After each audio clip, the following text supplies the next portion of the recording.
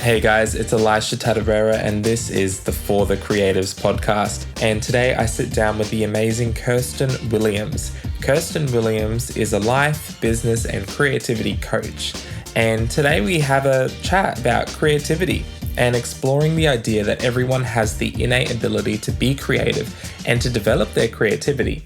We also discuss some of the common myths surrounding creativity and why they can be harmful to our creative development. Now, I really enjoyed this episode today, and I hope you do too. Hey, Kirsten, how's it going? Yeah, pretty good. Thanks, Elijah. Really good. Thanks for joining me on the podcast today. Oh, you're welcome. It's a pleasure.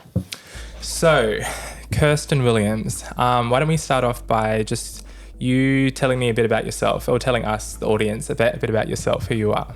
Yeah, sure. Well, I mean, look, I am a mother. I've got 2 kids, and I've been in and around creative circles for probably most of my life. Yeah. That kind of started when I was at high school, senior art class, skipping biology lessons and going to the art room instead of doing what I should have been doing. And then from there, I kind of went into a graphic design degree and then into some kitchen designing actually for a number of years. So I used to design interiors for kitchens, which was pretty fun. And then moved into more of a graphic design role when we moved to Bundaberg a number of years ago and into the marketing space and all that kind of stuff. Yeah. Been a youth pastor, been a pastor. So few different roles. Lots of different things over my time, for sure. Yep. So outside of the jobs that you've done and being a mother and those roles, how would you, describe yourself beyond that? Like, what are you most passionate about? Yeah, there's probably a number of things, to be honest, but my most passionate thing would definitely be helping people to discover their greatness and to actually embrace who they are and live their purpose. Yeah, that's awesome. That's great. So today I would love to explore and look at the idea that everyone has the innate ability to be creative, and also maybe us just have a discussion around some things that we can do to cultivate creativity in our lives. Sounds great. So before we get into that though, I just wanted to touch on what you're doing at the moment. So at the moment you're now offering coaching. That's correct, yes. Do you want to touch a bit on that, like what you do there? Yeah, sure. So currently I'm doing some coaching for business executives and in general just people around town who really want to try and move forward in life and discover other things that they're capable of. Yeah. So one of the things that I've done in the last couple of months in particular has been exploring the idea of a creativity coach. Yeah. And what does that look like and what does that mean? It's kind of a relatively new space for coaching. Yeah. And I think moving forward in business or even in life, it's really imperative for people to understand that creativity is a big part of everyday life. Yeah, for sure. Yeah. So at what point did you yourself realize that you wanted to go down a more coaching route? So you said you're passionate about helping people, but was there a particular moment where you're like, yeah, this is sort of the route I want to go down? Yeah, definitely. So a couple of years ago during COVID and the first lot of lockdowns, I was actually in a marketing role at the time and I got laid off. Yeah. First time in my life, never lost a job, never been fired from a job in my whole entire career, and that's spanning nearly 30 years now. Yeah. And I lost my job. So I reassessed, what do I want to do for the next season of my life? The kids had grown up, left home, so it was just Lincoln, my husband, and I now. Yeah. And just reassessed, what do I actually want to do? And whilst the marketing space is a great space to be in, decided that it's time for a change. And helping people really has been a pattern and a kind of a passion of mine for a long, long time. So bit the bullet, and now here I am. It's awesome. Yeah. And you touched on how you're exploring being a creativity coach. Correct. So do you believe that everyone has the ability to be creative? 100%. I think it doesn't matter who it is, whether you're in a profession that is, say, an engineer or even a lawyer, or even perhaps in more of a artistic kind of expression of creativity. Yeah, absolutely. People have to find innovative ways to be able to do things every day. Yeah, for sure. I think with this podcast, it's called For the Creatives, and when I like titled it that at the beginning, in my mind, I was already like, I think that everyone has the ability to be creative or to develop that side of them. So that's sort of the mindset I went into it with when I set the name. But probably also more just targeting those people that do identify a bit more as a creative person. Sure. But by setting that name, I realized that I sort of like, ostracized a lot of people that didn't feel like they're creative. So they're like, oh, well, that's not for me. Right. So I've been in like a lot of different discussions over the past like so many months around people who have been like, oh, I'm not a creative person. I'm not creative. And I'm trying to find new ways to sort of challenge that mindset and open them up to the idea that, yeah, like you were saying, creativity is in everything we do and all different types of roles. Yeah, look, 100%. And I think just on that note, I was reading a biography of, I think his name is Louis Braille. He invented the Braille system of being able to read for blind people. And if that's not creativity at its finest, discovering a new way for people who have lost their sight to be able to read, I don't know what's creative then, because that is pretty impressive. To come up with something that is going to be able to help people explore new things and learn and continue to grow. Yeah. That's incredible. And that's really creative. So I think creativity as such is more of a thought process than an expression. Yeah, okay. And I think the expression of creativity can look very different. So, for me, myself, I'm a graphic designer. Yeah. Have been for a long, long time. And that's one way I can express creativity, because as a graphic designer, you're solving a problem on a piece of paper or on a layout or whatever it might be, and you have to fit different shapes, different things into a specific space, and it has to work. So that's an expression of creativity. Expression of creativity. I like that. Yeah. Just touching on that as well, I think one of the first things that I think helped for me in discussions around creativity was separating a creative from an artist. Perfect. What do you think about that? Yeah, look, I think that is really, really insightful. An artist has so many different ways they express themselves, right? Yeah. And a creative, whilst they can express themselves artistically, can also express themselves in other ways. Yeah. And I think the trouble gets kind of blurry when you kind of meld them together and you label people. Yeah, for sure. And like you were saying, the creativity is more of a thought process. Yep. So, because I know like a lot of people will see artists and they're like obviously overtly creative, but then when they see themselves and like, oh, well, I'm not like that, so I'm not creative, because they link those two together. Yeah. Look, it's interesting. I was having a conversation with a lady. She's an accountant or a financial advisor a couple of weeks ago, and we were discussing this very thing, and she was saying to me, oh, look, I don't think I'm creative, because I just deal with numbers. Yeah.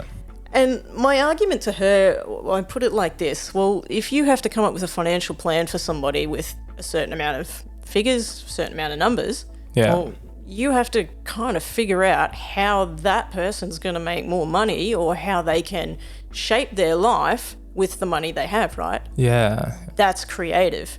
And then the next person that comes along is going to give you a different set of figures and a different set of numbers. And you have to navigate that as well. Yeah. Creative. It's not just a one size fits all, I don't think. Yeah, no, definitely. I agree. Back to, I guess, the name of the podcast, I've decided to keep it For the Creatives as well, but hopefully have more conversations like this and shape just some of the wording that I use around creativity and being a creative, to make sure that people understand that, everyone has the ability to develop that side. Yep. Because I think, it's more important now than ever for us to have, creative thinkers and, be creative thinkers in all of our different roles and things, as the world is changing so fast. Yeah, for sure. But even in our day-to-day life and living as well. Yeah, look, I agree. And just hinting back towards the Braille conversation we've just had, I wrote a blog post just a couple of days ago about honing your senses. And in that, I was doing a bit of research and thinking through, okay, well, people who lose their sight often develop a different sense, right? Yeah. And they have to be able to be creative to navigate life from that moment. Yeah. And if you lose your hearing, well, other senses in your life kind of come forward, and you have to be able to navigate things very creatively. Yeah. You know, so I think what we term as creative should shift. Yeah, okay. Yeah. How do you think we should talk about it or look at it? Yeah, that's a really good question. I think at the moment, the conversations that we're having, this conversation and others that I'm having with other people, are still kind of defining and shaping what that might be. Yeah. I don't think there's anyone that's landed directly on it. Yeah. And it is a kind of a blurry grey area still. And will it ever get completely clarified? I don't know. But these are good conversations to have. Yeah, no, I agree for sure. Yep. And I think, you know, it's probably pretty obvious, and there's study out there that a lot of people sometimes naturally are more creative because of their upbringing, you know, that sort of nature versus nurture, if that's the right way to put it.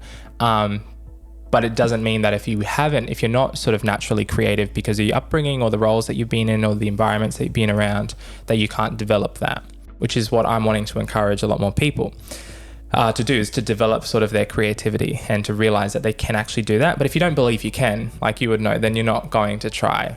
Correct. And I think sometimes people don't actually realize how creative they are. Yeah. I mean, from many, many years ago, being a youth pastor, you know, we saw young people be very creative around, you know, trying to get out of their homework or trying to navigate doing the wrong thing. They would have very creative excuses and comments around what they're doing in their life, you know. So that's still creative. You can't just say my dog ate my homework or something. Well, you could, but it's probably not going to go down real well. But, you know, I think people are inherently creative. Yeah. I think we're always thinking differently or thinking, and look, some of it's very self-serving, you know, can I get out of, you know, doing detention? Can I get out of a parking ticket? Whatever it might be. You know, we come up with excuses, and sometimes excuses look very creative. Yeah, for sure. I've seen some really interesting excuses. I bet.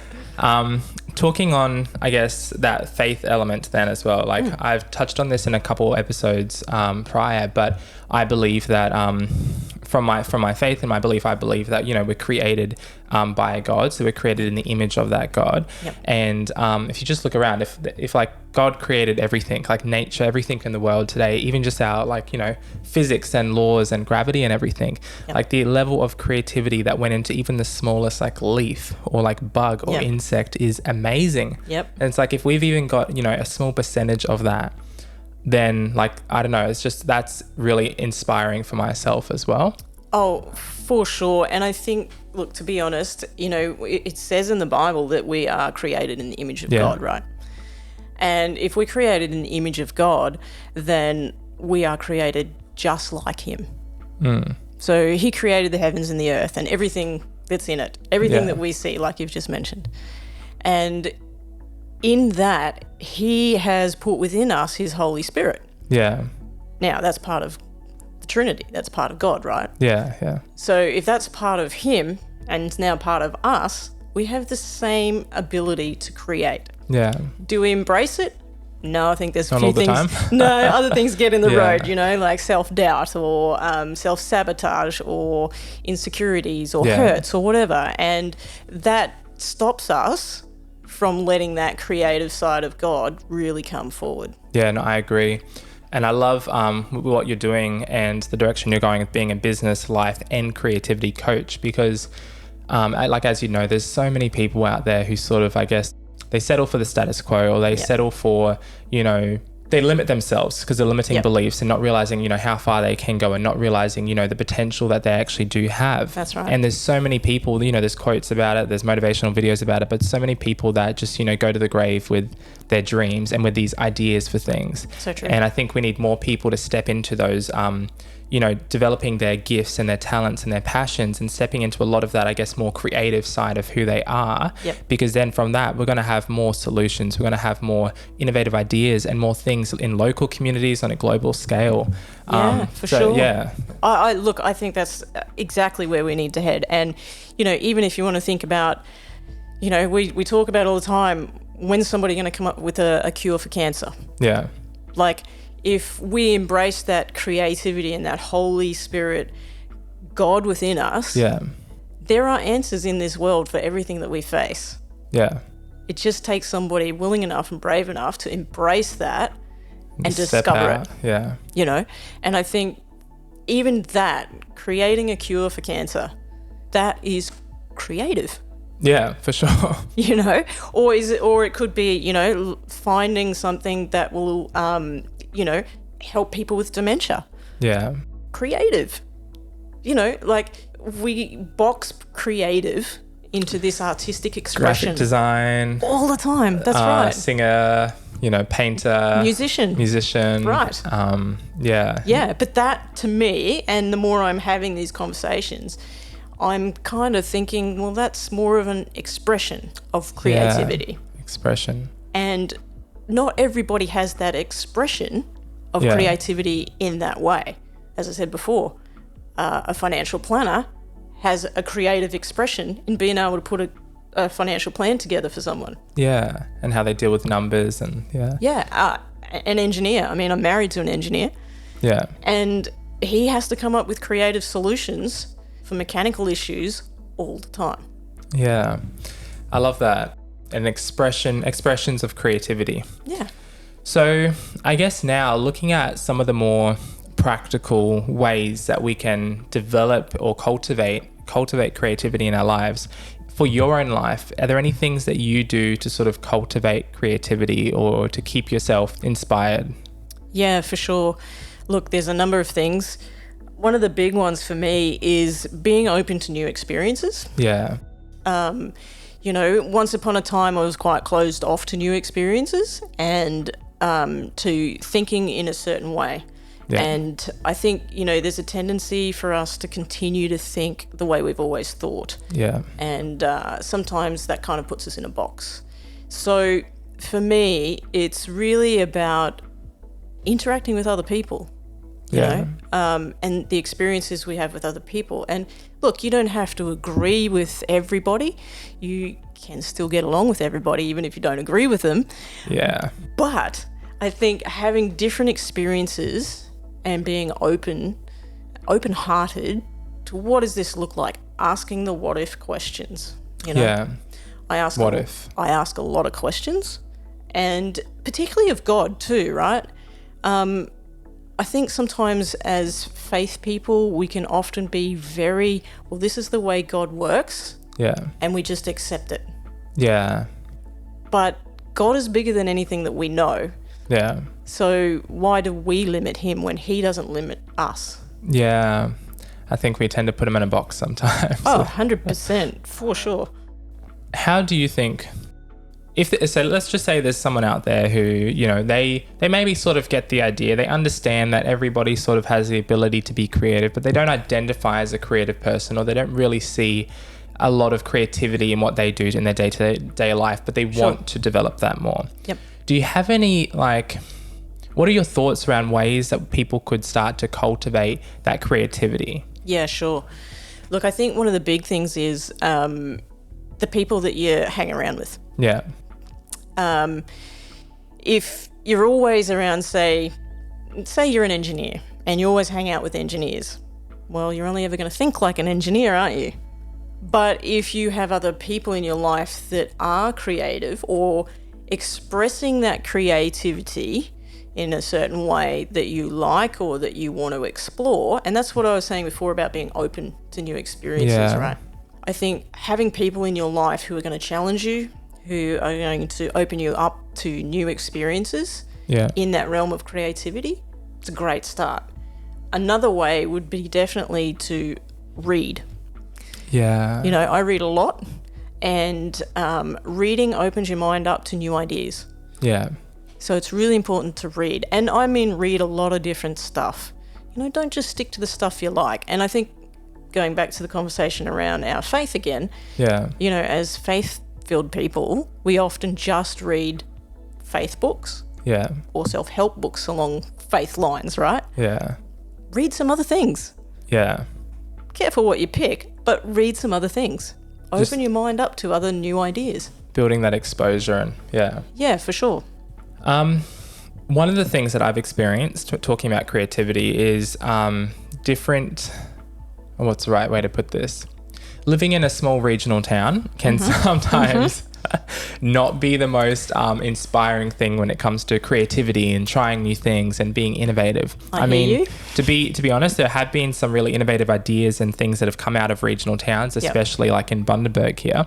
But usually as a whole, percentage-wise, there's a less creative so not less creative people, I need to rephrase that. There's maybe less people actively working or operating in really creative spaces. Right. That's what I've found. Sure. And I think a few years ago, that was one of the reasons why I was getting ready to move. Solely on that was the fact that I just felt like there was no community or people that I could connect with and be challenged with and be, right. Inspired by. Gotcha. But I sat down with someone in Brisbane, and they'd also come from like a regional town, very creative person, someone who I like admire the stuff that they do. And he said, one of the things he mentioned was to like building that exposure. So like, right. looking at podcasts, looking at what you're taking in, even on social media feeds, like who am I following on social media? Because those are ways that I can sort of change what I'm being exposed to as well. Reading, podcasts, like you were saying. Absolutely, yeah, for sure. And look, I've been in a regional town most of my life. Yeah. Spent some time in Brisbane, living there for a number of years. And yeah, look, I think as a creative, if we're going to use that terminology, sometimes even in a big city, you have to seek out others who are like you. And often I've found people who are creative or artistic, they're a bit underground. So they're not out there fully exposed to the world, doing their thing and being amazing, particularly in smaller places, right? So I think what you're saying is right. You have to go out of your way to connect with people who are bigger than you and bigger than where you live. Yeah. And it's really important to do that regularly. Yeah. And, with technology now, it's so easy to stay in touch. So there's no excuses for people who want to grow in that area to be able to do it. You just have to be active and intentional. Absolutely. One of the sort of terms that I've been using a lot has been showing up. Like for me, a lot of when I look back at the things that I'm doing or have done, a lot of it has just come from showing up. Just being like, making a decision and following through. It's like, all right, I need to be around new people. How can I do that? And showing up in those spaces. Yeah, I think that's a really good tactic. As we're talking about creativity, I find usually people that are more naturally creative or creative thinkers, usually their thought processes are more creative. So they're not as linear, they're not as like black and white, they're not as point A to point B. So because of that, when it comes to, and this isn't everyone, but I would say I think I've found like a majority, and for myself as well, people who are naturally creative. Again, I don't even know if that's the right term, naturally creative. So let's go with it. They've grown up in a more, let's just go with it for now. Yeah. Well, they usually, when it comes to structure, when it comes to discipline, when it comes to those sorts of areas, sometimes aren't the best with, I guess, managing discipline and structure in their own lives.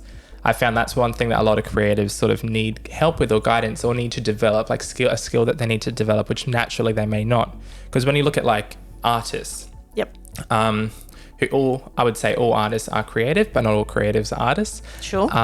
When you look at artists, a lot of their expression of creativity is so like, inspiring, out there, maybe original, like it's really different. And to do that, you can't be thinking in like coloring in the lines, black and white, going from A to B. So then applying that to your personal life, like trying to then, I don't even know the right way to put this right now. I guess what I'm getting at is, as someone who seems to be very creative and has been sort of developing that, how do you find discipline and building structure into your life over the years? Yeah, sure. So I can definitely speak to this. So about 30 years ago, I suppose, because, I'm not young anymore, I was that person. Yeah. So I was the, oh my gosh, look at that butterfly. Oh my gosh, look at that bright new shiny toy, right? And as a very creative person, artistically back then, there was not a lot of structure and discipline, I suppose, in my life as there is today. Yeah. Don't get me wrong, I was still quite disciplined, but I was kind of fly by the seat of your pants kind of person. Yeah. You know. And over the years, I have had to build structure into my life and discipline. And a lot of it has come, thankfully, through my husband, whom I owe a debt of gratitude to for it, because he's a very structured man. Yeah. But he is a very linear thinker. He is an engineer, and they think a certain way, right? Yeah. And it's all about structure, it's all about process. Which you sort of need and would hope that Correct. they'd have. That's right. For me, I've watched his life unfold, and parts of him have rubbed off on me. Yeah. So in some ways, I've not had a choice. I've had to get a little bit more disciplined with a few things. Yeah. But a lot of it's been intentional. So for me to operate at my best in a creative space now, I like things a certain way. Yeah. Like I like my office set up a certain way. It has to have the right feel about it. Yeah. Because as creatives and people who are artistic, I think we like the touchy-feely, it's got to feel right or I don't produce my best work, right? Yeah. So I've got to have the right atmosphere. Yeah. But if you walk into my office, there's a place for everything.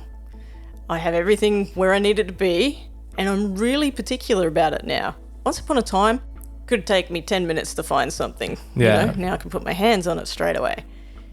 But in terms of discipline, I'm extremely disciplined now. And I think if you can build discipline into your life as a creative, it actually creates more space for you to produce amazing expressions of artisticness in your life. So I think as I've developed that, my ability to be creative or artistic, just incredible. Yeah. I would say I'm probably, at a different stage of that, but I have found the same as well. And I would say being I would see myself as a very creative person across the fields that I work. Yep. Then building a couple different businesses, having to be a lot more disciplined and structured and organized, which naturally I'm not. So I'm not horrible at it, but I just, prefer that more, easy come, easy go. Inspirational, creative. And even just things like, if you're a painter, you might wait for inspiration, or you might wait for, to be inspired or to have a muse or something, depending on what type of painter, artist painter you are. But I found trying to find the right rhythm for my life. So having, set times when I do things. Yes. At the moment, I'm trying to, I keep saying trying to when I'm doing it. You are or you're not? Yeah. At the moment, I'm writing a book, and I won't get into that now, but early on, I was only writing when I was inspired, when I had something. Right. Now I'm actually, and I've only just started doing this, but making a particular time to sit down and write, even if I'm not inspired, even if what I write is rubbish. And I think over time, developing that discipline for that particular thing allows me to then, hone that craft as well. 100%. So that's just one thing myself that I've sort of am trying to do. And I think that's really important, because if you don't build the discipline into your life, you'll get to the end of your life and you'll go, what did I actually accomplish? Yeah. A lot of struggling artists who don't have that discipline built into their life struggle all of their life, because they often don't know how to take their concept or their piece and then build something from that. They do it for the love of it, for the passion of it. And which is great if you can pay the bills that way. 100%. Look, it is great. But what I've found, because I like to paint as well, and it's been a number of years since I've done that, but something I'll do when I retire maybe. I don't know. Why not sooner? Well, yeah, why not sooner? Time is a factor here. Yeah, true. And I've got other goals at the minute. So, there are seasons in life, and there are things that you can do and can't do in different seasons. And it's that's something I've kind of just put on the back burner for now.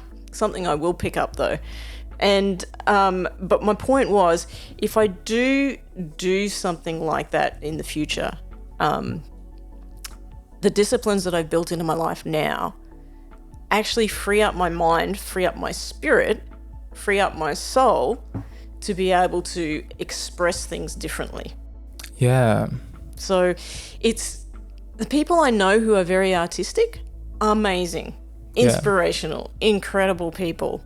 But I find they're also, some of them anyway, not all of them, but a lot of them tend to be not great in terms of their thinking process. Yeah. Because they go by feel. And there's nothing wrong with that. It's just, for me, I've just found that the discipline in my life helps to uncover other inspirational moments in my life. Yeah, no, I would agree. And I guess some of these things as well are a bit situational in the sense that if you're someone that, you know, you have a standard normal 9-to-5 job, and then all your more artistic stuff, like if you're a visual painter or something, is outside of that. Right. You may not need to have or you may not want structure around that. That may be where you can be more chaotic and, correct. Just when you're inspired, paint or do something if it's a hobby.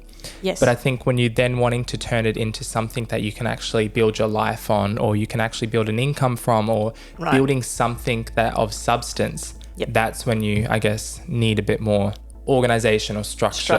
Yeah, for sure. I think that's spot on, Elisha, because, it would be great to digress, I suppose, to an artistic frame of mind with no responsibility or no discipline, and let your mind kind of run free and let your spirit run free. And I think that's important too, to build into your life as a creative who is disciplined. I have time in my life and time in my days from time to time that I can do that. Because that's still inherently part of who I am. So I need to let that be kind of a part of my day. Yeah, for sure. I like that you mentioned that. I did see in one of the articles that you wrote, or one of the posts that you wrote recently around creativity, you were touching on, I can't remember it exactly, but I think it was about having time off or a day off or something. Yep. And it was actually one of those posts that inspired a thought that I had a while ago for me to set some time aside in the morning. I'm going to start this as of this week. Right. So I already have a morning routine and it's quite structured. I won't go into that all now, but it works for me. But I want to change it a bit, to add in a bit of time to do something creative first thing before I jump into work, before I jump into projects. Nice. Whether it's it could be learning to practice guitar, it could be writing, but something for me that I enjoy doing. It's not really, may not be productive or may not be generating money or anything, but it's just working sort of, I guess, that side of my creativity and allowing my mind to explore. So that's one thing that I'm actually going to apply to my life soon. Yeah, that's perfect. Yeah, just to create, because I think I get so bogged down and busy with day-to-day life and business and different things. Look, like I said, I've got 2 kids and I've run my own business before. I've been a pastor. I've worked for people. I've done all sorts of things. So I've had a very busy, jam-packed life. And, particularly I think as a mother and a wife, I've had to build in some space for me. Yeah, for sure. And so one of the areas in my life that I've kind of built some space into for that very thing, just to be able to explore who I am, believe it or not. So I'm not much of a dancer, as my children would definitely agree with. But what I have done, and it kind of serves a couple of purposes. One, it helps me get fit. Yeah. And 2, it's actually, I've been surprised at how much it's kind of enabled me to be a bit more freer in a few things. So I get up quite early. I've become a morning person, which is, I'm not sure about that yet, but and I mean, 5:30 in the morning, right? And I get up and I do this routine. It's called Get Fit with Rick.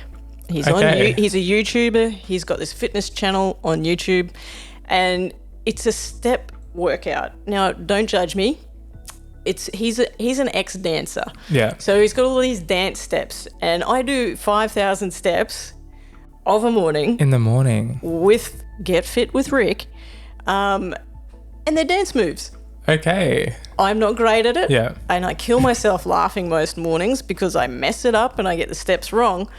But I've found that it's brought a lot of joy. Yeah. And a lot of freeing of who I am first up of the morning. And it That's sets amazing. my day really nicely.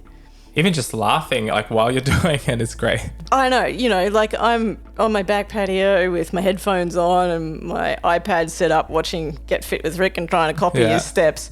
Nobody can hear a thing except I'm just there.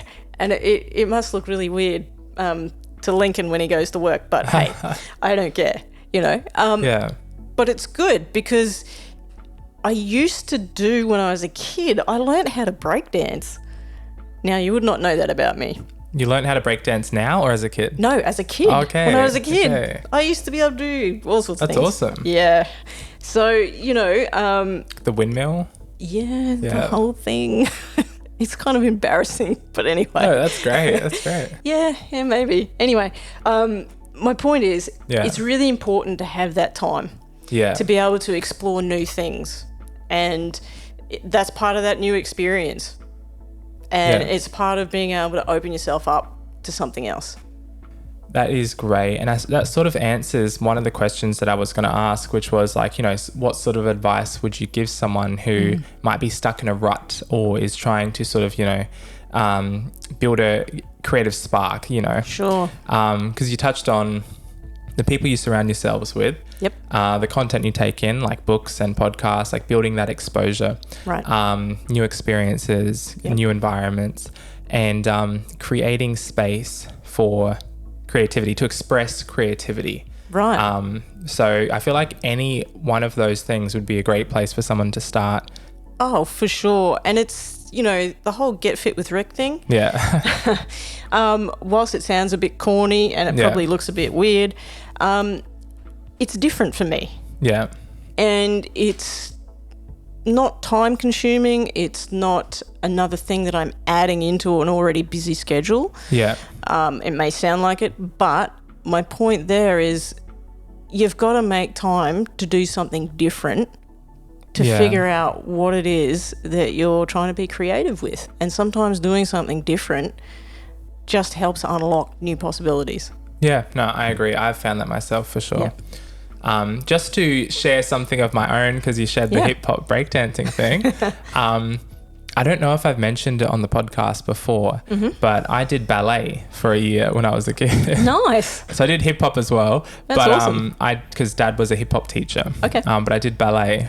That's cool. So it's something that I don't think most people know, but right, we'll keep it on the lowdown maybe. Yeah, I don't think I'll tell anyone. Yeah, fair enough. But just on that, like my last thought for myself around that is, I think my upbringing, was homeschooled for the majority of my school life and traveled around Australia a bit, like moved around with family, and also having 8 younger siblings. Wow. But 2 of which were like the 2 closest to me were girls. Right. So I think having that sort of homeschooling, sort of outside the traditional school culture, and moving around a lot, for me, change, creativity, trying out new things was fairly normal. Yep. I actually think it was a benefit, not for myself, and I'm not saying this for everyone, but being in some of those structures, because when it came to like the opportunity to do ballet, I never wanted to be, and I'm not a ballet dancer. It's not like something I was like, oh my gosh, that's amazing. Yep. But I said yes to it because I was sort of used to trying new things, and I was like, oh, this could be cool. Right. So yeah, I think for me, I've realized that I've sort of had a bit of that upbringing, and a lot of people that I know haven't. Yep. So they have to be really intentional about stepping out and, like you were saying, trying new things. Yeah, look, I think that's a really good point, and it's the being intentional about it. Yeah. And it's like changing your friendship circle and being around people who are going to challenge you. You have to be intentional about it. And sometimes when you start to grow, the people that you're around don't like that. Yes. They don't like you, or they try and keep you where you already are. And being intentional about growing and changing and being more creative, it's a discipline too. You have to go out of your way and out of yourself and be a little bit uncomfortable. Yeah, uncomfortable. And we're creatures of habit and creatures of comfort naturally. So that's, it doesn't feel comfortable, it doesn't feel good all the time. Never. Yeah. And I think when you're exploring your creativity, nothing feels right until you find that flow. Yeah. Once you get to that point where you have that creative flow, you're in the right spot. Yeah, I love that. Well, one of the main things that stood out to me is that I'm just thinking about is expressions of creativity. Yep. I really like that. Yeah, thanks. I think it really differentiates creative and artistic. Well, I'm going to have to continue thinking about the words and the phrasing that I use as well. Me too. With this podcast. But I just want to really thank you for coming on and for sharing some of your thoughts. Yeah. Great time. Really appreciate it. If people want to find you, find out more about what you're doing, where can they go? Yeah, look, I do have a website, not fully developed, but it is there, KirstenLWilliams.com, or I'm on LinkedIn and I'm on Facebook. TikTok? I am on TikTok, but we'll leave that one right there. You might get a few new followers. I might get, you never know. But I am on TikTok, yes. That's great. And we'll put your links and a description in the bio as well. All right, that sounds great, Elisha. It's been great. Thanks, Kirsten, for coming on. Nah, you're welcome anytime. And I'm sure we'll see you again. Yeah, that'd be great. That is a wrap. I hope that you were inspired to look at how you can tap more into your creative potential, whether you think you're a naturally creative person or not, and look at how you can continue to cultivate a creative mindset. I think we could all do with some more creativity in our personal and professional lives and just discover the joy of creating a bit more. I'll see you on the next episode.